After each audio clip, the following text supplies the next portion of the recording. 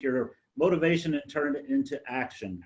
I want to talk about our speaker this morning. I met Mony back in 2018 when I was working with the NSA Speakers Academy. And I found out about Mony and what he's doing, and I just think he's an amazing speaker, but he's got an amazing story as well that I think you'll enjoy today. Mony Nop immigrated to the United States having escaped the killing fields of Cambodia with his family at the age of 6. And he became a police officer and served in Livermore for 17 years before retiring and opening his own real estate office in downtown Livermore. He's been very giving back to his community, helping people along. And Mony recently authored the children's book, which I don't know if you can see it here or not, but he has this great book. I'm gonna turn my, oh, never mind. But he's got a great book. You can't see it here in the, there. But anyway, he's authored a children's book, Officer M.N.O.P and Me, How Police Officers Serve the Community on and Off Duty. And among his many accolades, he's received the Good Neighbors Award for both the East Bay and National Association of Realtors and the Dr. Martin Luther King Jr. Legacy Award. So without further ado, give Mony Nop a big Golden Gate Breakfast Club standing ovation. Well, thank you so much, Tony. I'd like to thank you as well, because a part of my speech has to do with you know, the way you taught it to us in our NSA class. So thank you for being here today. I really appreciate it. I must take you back. I'm gonna ask all of you to go back a little bit in my speech. So I'm gonna ask you to go back, but you know, to maybe when you're 5 or 6 years old, and imagine yourself sitting in a small circle, boys and girls at your age, at 5 or 6 years old, and each one of you is holding on to a bowl and a spoon, and you're sitting in a small circle waiting for someone to put some food in the middle so you can begin to eat. You're all so hungry, your stomach is churning, you just couldn't wait, you're salivating, just waiting for someone to put down some food. And someone finally did. So as food was coming in, the food got devoured so quickly that it disappeared right away. So again, you're waiting again for more food to come in. And then finally another adult came to the circle and put the food in the middle. But this time, as the food was about to run out, one of the boys in the group grabbed the rest of the food and dumped it onto his bowl. Another boy in the group decided that he was as hungry as that boy was, jumped up onto this boy, latched onto him and bit him. Blood gushed everywhere. He's bleeding, he's crying. He's waiting for someone to come help him, and no one did. Well, I can tell you, that boy was mean. I still bear a 2-inch bite mark on the right side of my chest when I was 5 years old, eating in a mass tent on dirt floor during the Killing Fields of Cambodia, waiting for food, and the food finally came and I got bit as a result of it. And I still remember that memory from when I was about 5 years old. And that's how my life began. I was born in 1972 during the Killing Fields of Cambodia, where 2 million of my people were slaughtered at that time. And I don't know how I survived, but we had to. The first 6 years of my life, we lived in a little shack with 4 stilts above ground, and with no running water, no toothpaste, no toothbrush. I slept on I had a log as my pillow, a rag as my blanket. And we ate everything imaginable. Cats, rats, mice, dogs, iguanas, snakes, horses, whatever, roots, whatever we would get our hands on, that's what we had to do. I'll never forget one day when my brother was so hungry. My dad had slaughtered some mice and rats, and it's all skin, and he seasoned it with salt and pepper and put it on top of the shack that we had, the grass roof hut that we had. And my brother got so hungry that he climbed to the top of the roof, got the mice, the dried mice, eat them raw. And that's how, you know, we had to live, and that's how we had to survive. So in 1978, the Vietnamese people came into our country and invaded Cambodia. And that gave us an opportunity to escape. So at the age of 6.5 years old, I walked from Cambodia to Thailand among bombs going off, people getting shot, dead bodies all over the place. And anyhow, we took several days to get there. We finally got to the border of Thailand, and we crossed the border and registered a camp governed by the United Nations. We lived there for about 4 years, and while we were there, of course, we were giving a little bit of ration, but it was never enough, so we had to hunt for our own food. We had to pass all the medical tests, and each— You have first message 2. Hi there, this last. Hi there. So we had to pass all these medical tests, and then each time we passed our medical tests, we were given another opportunity to go to a different refugee camps while waiting to get a sponsor from a first world country such as Australia, France, or United States of America. In 1982, we got permission that we found a sponsor in Tempe, Arizona through a church program. But before we did that, they said, you have to be, you have to go to the Philippines and learn English. So we were placed into the Philippines, and we had to live in the tropical forest for about 9 months, where it was the greatest time of my childhood. I got to learn how to fish. We learned how to, my dad and I made our own wooden gun with an umbrella spoke and our own goggles. We would go to the stream every day for about 4 hours. And we would shoot for fish, shrimp, and eel, and we would find the firewoods. We would bring them back home and cook for the family. And at the times, at 9 years old, it was great was that I got to carry a bag of rice at times, and we would climb the mountains and go up in the mountains and trade for rice and for potatoes with the Filipinos up in the mountains. So in 1983, so this is 4 years later now, 1983, at the age of 10 years old, we were given permission to come to the United States of America on July 7, 1983. And we arrived in San Francisco, where we got processed as immigrants. And I'll never forget, because that was the first time in my life that I entered the United States of America, and I was given something for free. I was during the process, and the coldest place during the summertime is in San Francisco. They gave us a jacket, and the jacket had the fake fur around the neck and 3 stripes on the sleeves. And it was one of the greatest things that I ever received in my life. And it was the first gift that I got when I arrived in the United States of America. Several hours later, after we got processed, we were sent to Tempe, Arizona, and July 8, 1983, it was 116 degrees. So didn't need the jacket at all, but got there. It was amazing. We got to the receiving area. We were taken away in a car. It was the first time I've ever been in a car, and the air conditioning was on and whatnot. And we got to the house, and it was amazing. This is the first time in my life and my family's life that our sponsor cooked food for us. And they utilized a whole chicken to feed our family. We've never had that before, because we've always had to split it in 2 or 3 different ways. So this way we could save enough for during the week, because we never had enough ration to be given to us. Slept indoor for the first time in a house with air conditioning. Had a toilet, had toothpaste, toothbrush, and a pillow, and your own blanket. Amazing. Although we slept on the floor that night, but it was still so much better than what we had. So the first week in America was amazing. That we got to go to our first grocery store. I started crying because I've never seen so much food. We went to our first picnic, actually, and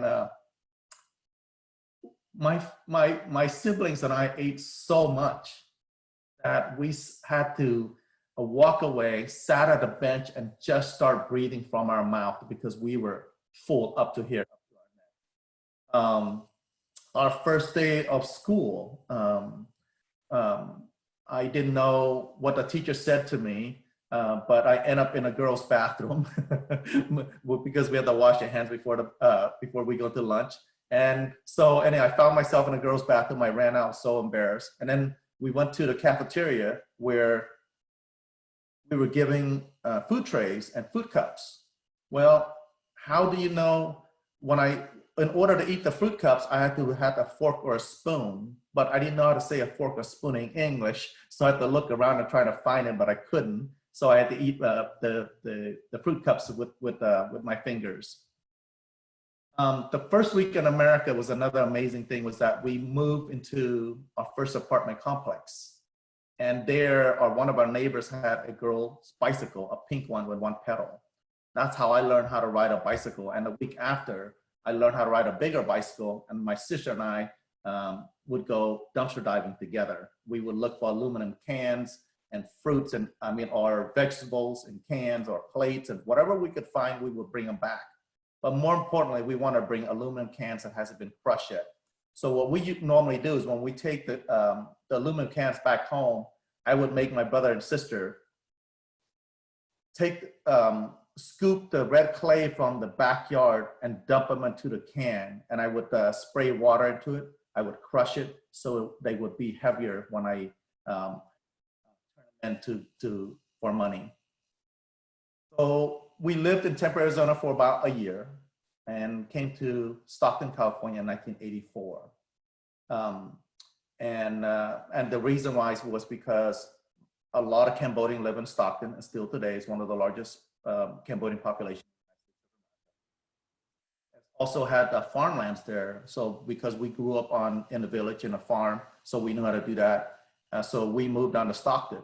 Well, my father became, once we arrived, my father became a gambling alcoholic. My mother would go with him.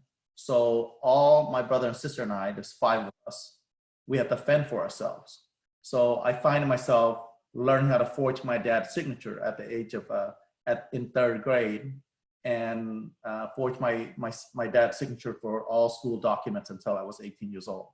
And this is where I met my 3rd grade teacher,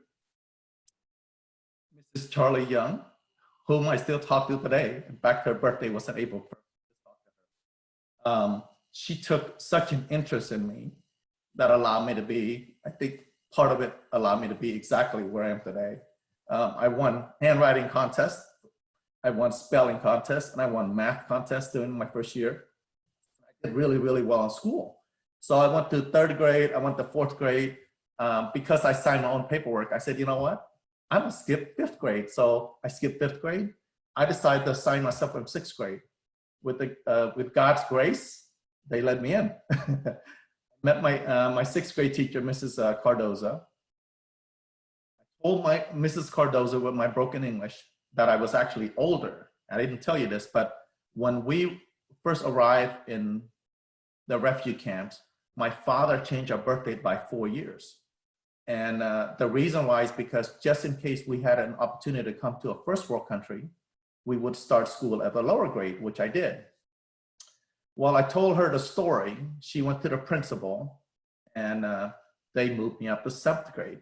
So I spent 2 months in 6th grade, and I went to 7th grade, and they said, hey, Mony, if you do really well, we'll put you in 8th grade. 4 months later, I went to 8th grade. So I went to 8th grade for 2 months, and I graduated. So I went through high school. In the summertime, I would spend my time working as a child laborer in the fields with the Mexican Hispanics. I worked all the way to Oregon.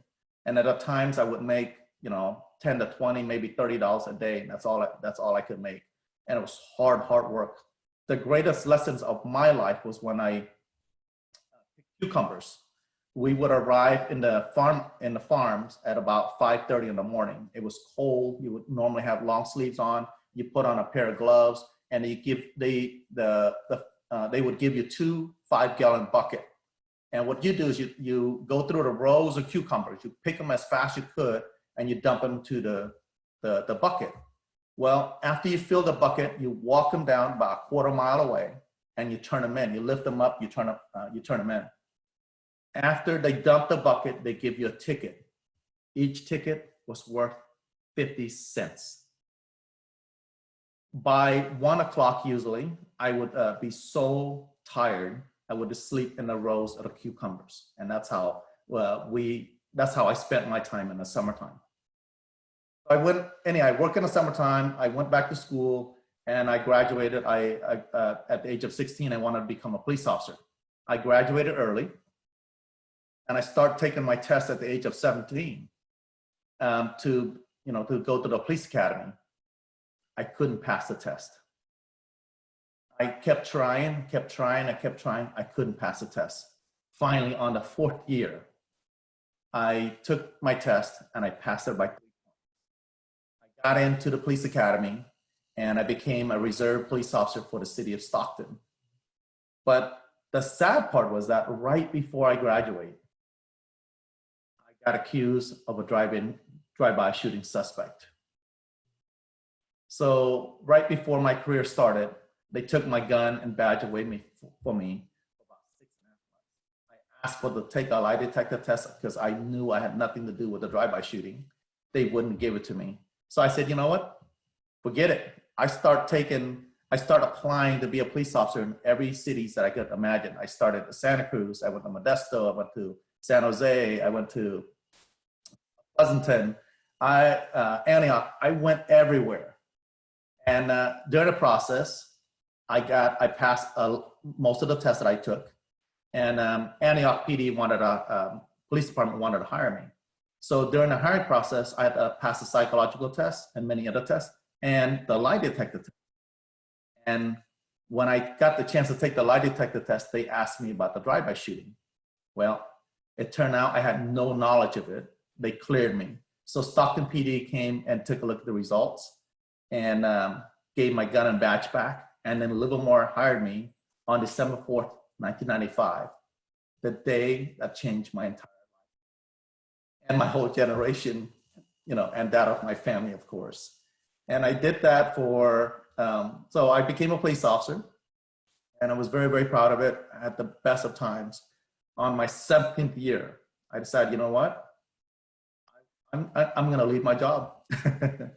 I want to do something. I felt like I was just going to work and meeting the status quo, not making a difference in the world. I wanted to change. I want to change the world in 3 ways, which in the last 7 years, I'm doing that. So I want to become a children's book author, which I did, and you saw Tony show the copy. I founded 2 nonprofit organizations. One of them is called Rising Young Leaders, and we were about to launch a 40-hour leadership academy this summer for the middle and high school students, but because of what's going on, we have to obviously postpone it. The other nonprofit is called Tri-Valley Nonprofit Alliance. I met my co-founder in an elevator and shared elevator pitch with each other, and we formed this organization. It is now serving over 380 nonprofit organizations.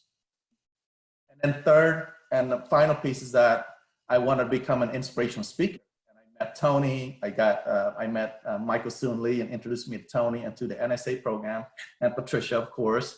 And I've learned so much during the 9 months. I became an inspirational speaker as well. So I get to do that as well. So I'm just totally, completely blessed and grateful.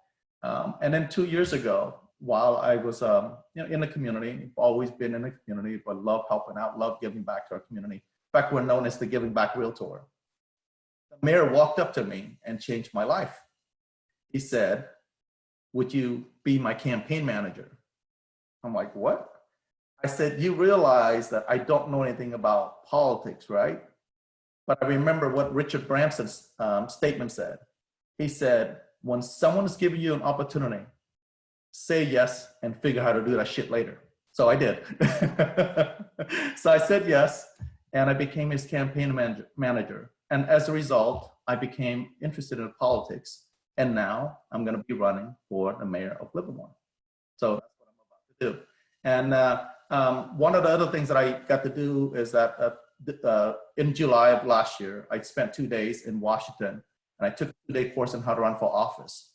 In fact, I became the public policy chair for the Asian Real Estate Association of America, where we have 17,000 members strong, 42 chapters nationwide. I would have led a delegation this May to Washington, D.C. and meet with 150 to 200 members of Congress. And in fact, I was supposed to be interviewing Norman Mineta on the 19th of May and just got canceled last week.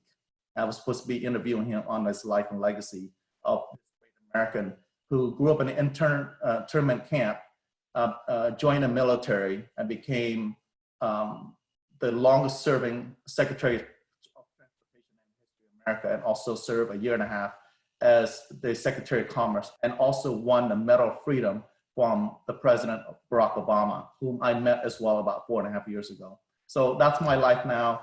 I can't wait to do more. I want to do more. I know we could do more. I want to encourage people to do more for each other. I have some plans for us. In fact, if you go to my website, monyformayor.com, you'll see my whole vision. You see the testimonials from different key leaders in the community. You see articles about me in the community. You see my whole campaign team. And there's a couple things on there that's not on there. There's 2 things I want to bring to our community that has never been done. One, I'm going to donate my salary. I'm going to towards children literacy. I think that the greatest gift that anyone can give a child is actually literacy. So I want to start. I would like to ask our community to build mini libraries throughout our community and put books in there. I will reimburse you up to $300 if you were to do one. And the second thing is that you know, being here 37 years now, I've never seen our country so much fractured. We're so fractured right now. It's always about the left or the right. I think it's time to bring people back together. And what I'm about to do in this community is that one of the things I would like to do is I think of Anthony Bourdain of the world. I want to do an event called Breaking Bread, Breaking Barrier. And basically it's a citywide block party where our residents will get permits. And my job as a mayor would be to ask all key leaders from the community, from the nonprofit, from the business, from the church, from the school, from the police department, from the city. We come together, put on our name tag, we just go visit people throughout the day, and just shake hands with people and get to know people. I think that's one of the things we need to do in our country. So, anyway, that's my story. Thank you so much for allowing me to share that with you. I appreciate the opportunity so much. Mony, thank you so much for your story. I mean, that was amazing. I think we can open up for some questions. Are you open for a little Q&A? Oh, I would love to, yes. Okay. Now, I think the best way to do this is if you have a question, go ahead and just put it in the group chat and we can read off the questions for Mony. Mary Edwards just said, she said, your story is so inspirational and you will win in Livermore as you already have in life. Thank you for sharing. And then she goes on to talk about a book that she's writing about space and that she wants to be involved with the country and people, unity, peace, and inspiring people too.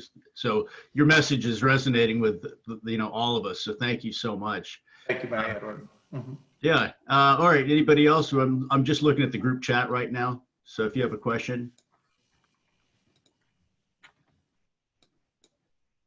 Betty, if you want to turn your microphone off, you always have a question. Hi, thank you. Mony, it is delightful to hear you. I was just starting to type something. You will succeed and you have succeeded. We are so impressed. I am so impressed with what you have done and who you are and the gifts that you give to so many people. 2 things. I met you at the Bay East Association of Realtors installation many years ago, and then you actually came to the Breakfast Club and spoke in person, not on Zoom, many years ago, and you were so inspirational then. I'm actually reading a book called Girl with 7 Names about North Korea and the starvation there of the North Koreans. And have you written, first of all, I'm going to get your book for my 6-year-old who lives in Livermore. But also, have you thought of writing a book in your spare time for adults to really, you know, your story is amazing. Just amazing. Thank you. Yes. Betty, thank you so much for your kind words. I thought about that. The next book I will be writing is going to be called Top Cop Now. My audacious American journey hopefully from immigrant to the first Cambodian mayor in the history of America. No one's ever done it. Yeah. So. Thank you. Yes, I will be writing that. And then there's going to be a 3rd book as well. It's going to be called Welcome to America, Business and Life Lessons to be Successful. So there's a lot of lessons I learned as a result of, you know, growing up so poor. Mm-hmm. You know, it's such an interesting story, and we appreciate you sharing it, as you are. I mean, that's just, we can't even imagine having grown up here. Christopher Weissman is asking if you've ever returned to Cambodia since you've left. Yes, I have. I went back twice, and I cried each time because one is that, you know, I cried because how fortunate I am to be here in America, to be honest with you. Because when you get there, oh my gosh, I could totally see myself in those kids, because I was one of those kids. So poor, so uneducated. And, you know, I cry because, you know, I'm so grateful for the things that we have here. Despite the challenging time that, you know, extraordinary time and challenging time that we live in right now, we have so much. You know, part of it is that, you know, I would encourage like each and every one of you to reach out to at least 3 people per day. 3. All you need to do is 3. Talk to 3 people. For me, I got to know, I just moved to my new home and my new area here. And I got to know so many of my neighbors, you know, as a result of being at home, and got to meet them. And I think this is time. It is time to, hopefully it cause a change in us, to see a change in other things. We could get to know our neighbors better, to get to know people so much better. I think by knowing each other, we could do so much more for each other. I think that's time for us to do it. But I've gone back, and it was hard for me because, you know, I have so much. I feel so guilty sometimes because we have so much here. But it's just a blessing to be here in America, and I just wish the Cambodian people do well. I don't know if you guys have read, but recently, if you read, right now, because of an extraordinary time, the impact to third world countries is going to take them, some areas going to take them 20 to 30 to 40, 50 years back. I just spoke to my tour guide in Cambodia, in fact, a couple of days ago. He said, Mony, there's no one coming to look at the Angkor Wat anymore. It's completely wiped out. It's completely just so quiet. He doesn't have a job. I mean, thinking about that, you know, being a tourist guide, I'm like, wow. So, and it's true. And that's why we have so much here. Number of people have chimed in saying that they're going to vote for you. So, so it looks like you've got a lot of goodwill going on. Yeah. And then also, I'm curious, what about your sister and your mom and your family? Thank you for asking. My mother passed away about 5 years ago, and you know, just so you know, she was the leader in our household, and she was the hustler in our household. In fact, in 1978, 79, when we were walking from Cambodia to Thailand, my mom was an arms dealer at the border, you know, making whatever she had to do in order to feed us. But my mom passed away about 5 years ago, amazing woman. And she only had 6 months of education in her entire life. But when she speaks, she's a great, great leader that everybody listens, especially, you can see that, I saw that in the Cambodian community in Stockton. People just listen. Bill Buchanan has a question for you. Bill, can you chime in? Hi, Craig. Yes, I just had a quick question for Mony. First of all, Mony, thanks very much for joining us this morning. It's an inspirational story, obviously, at many levels, personal and professional. By the way, you were going into the law enforcement profession just as I was coming out. I retired in 1996 from the Bureau. So, well, thank you for your service. I was going to say, you beat me to it. Thank you for your service. And I just had a question for you based on you know, what happened in Cambodia. If I remember correctly, the Khmer Rouge forced urban residents out of the urban areas to the agricultural areas, and a lot of them died because they didn't know how to grow food or even, you know, harvest wildlife or anything like that. What was your situation? Were you in an urban situation? You had to go out into the hinterland? Is that what happened? No, we were in a village where we own a lot of the land and a lot of farm equipment, and so my family's pretty well known in our area. Although it's, but we had to move to different areas as well because, in fact, my grandfather was friends with the king of Champa, which is now mostly Vietnam, but used to be an Islamic country that between Vietnam and Cambodia as well. And so they brought a whole entourage to move our family from one village to another. Otherwise, we would have been killed. And that is one reason. If you go to my website, monyformayor.com, you'll see it. I have 2 headshots of myself as a child. But going back to what you were saying, though, they did take the people from the capital and move them all over. And the reason why is because they want to decipher who's educated and who's not. The one that's educated, they would kill. Yeah. The one that's not educated, they would put and work as farmers, basically, and work for the government or a communist party. And that's what they have to do. So this way, if you don't know anybody else, they would actually put people, the uneducated people, as leaders, made them become leaders, and then would spy on other families. And if there's anything going on at all, they think that the suspicious, they will take the entire family and kill them. And I got to see the SR-21. For those of you who've never got a chance to see it, it's a former high school, 3 stories high, and converted to a torture chamber. I think they killed over 20,000 torture chamber, and it's incredible to what happened, what they've done to the people there. And I also actually got to walk the site of the Killing Fields itself. It's one of the most peaceful sites I've ever been to. It has a pond there, but what's so eerie was that they didn't excavate the whole entire pond. At the site, where every hole, maybe a 10 by 10, maybe a 10 by 12 hole, there's at least 500 bodies there. There are bones everywhere. I saw jaw bones. I saw teeth coming out of the ground, cloth, and there was literally bones everywhere.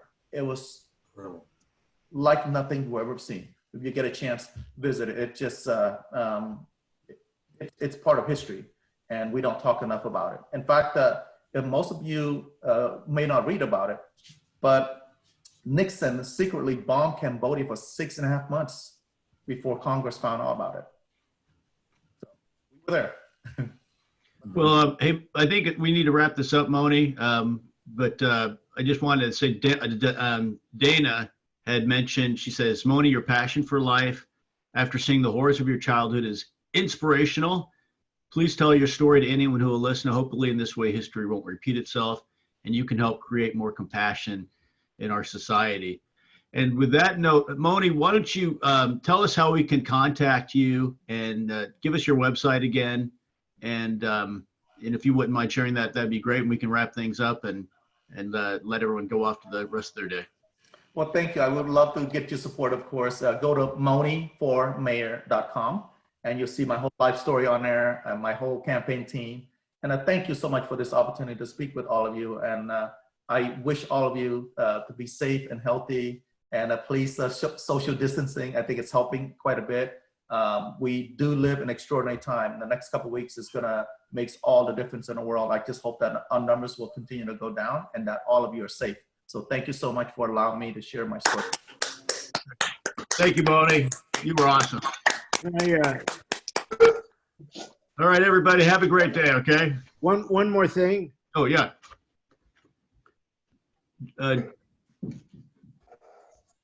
Joel, we lost your voice. Muted. It says I'm muted by the host. Yeah. Hey, Tony? Yeah, hello. Hello. Yeah, you're good. Okay, just remind everybody that if you'd like to get in touch with me, you have my phone number, and you can give me a call. I can do this over the telephone. Would you like to help George and Elmer? They're going to have a rough go, like so many other people. Thank you very much. And good news for Alan Garber. Biden has dropped out. Oh, thank God. I was worried about that. So is he. Well, All right, we're ready to go now. Yeah. Unopposed. Thank you, everybody. Bye-bye. Thanks. Have a great day. Thank you, Mony. Thank you, Mr. President. Hi. Hi, Thank good to you. see you. Hi, guys. Good to Hi. see you. Mony, thank you so much for your Thank time. you, Mony. Appreciate Thank it. you, Tony. How do you? Bye-bye. Thank you. Let's keep in touch on Zoom soon. Okay, we'll do that. Have a great day, you guys. Thank you, Mony. Mony, Guys. Mony, oh, that's Yes. right.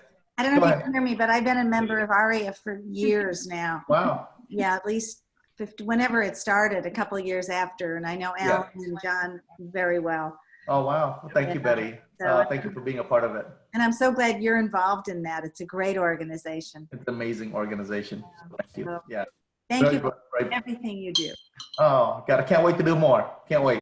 So, Thank you, Mony. bye-bye. Thank you. Thank you, Gary.